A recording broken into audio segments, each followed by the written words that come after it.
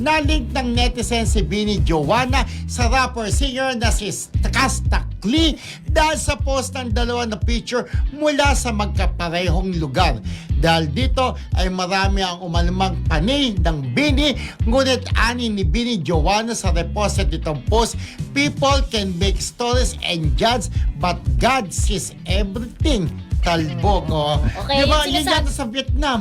Sa Diba? Vietnam. So Sa parang Vietnam. ang galing-galing talaga ng mga netizen na pareho daw yung background, pareho daw yung mga pinagpicturean, pareho din daw yung quality ng picture, may mga ganun sila di ba? Kaya, tapos inugnay pa nila yung isang, hindi naman masyadong luma, isang interview ni Casta Clee kung saan may nagtanong sa kanya kung sino ang bias niya sa Bini. So sabi niya si Bini Joanna talaga, sabi niya ganon. So kinoconnect ngayon yun. Kaya ang mga netizen, ang mga blooms, ayaw nila kay Casta. Correct. Para kay Bini Joanna. Sabi, sayang ka ineng, wag naman sanang mapunta kay Casta na iniwan, di ba, alam naman natin na nagkaroon sila ng hindi magandang ending ni Zainab Harake, di ba? At nagkaroon sila ng anak. Pero may mga cryptic post si Joanna Friendship na parang sinasabi wag i-judge, di ba? May mga gano'n na parang, teka muna kung talaga sila ni Casta Clee, kaligayahan niya, yung happiness niya yun di ba? So yun nga, parang, teka, hindi naman kayo makikisama, parang gano'n, di ba?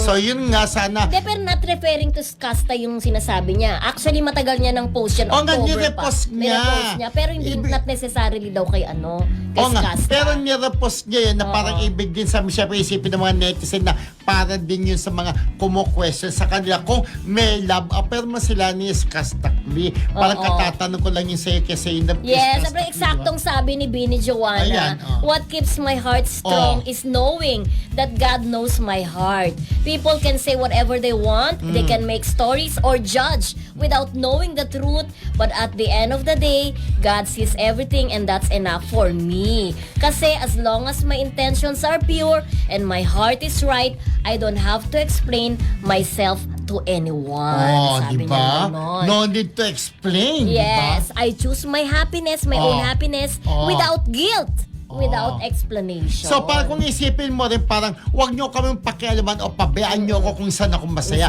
Parang ganun kasi nirepost niya Dati niya ng post, diba? Yes. Nadatawa kay Rodel.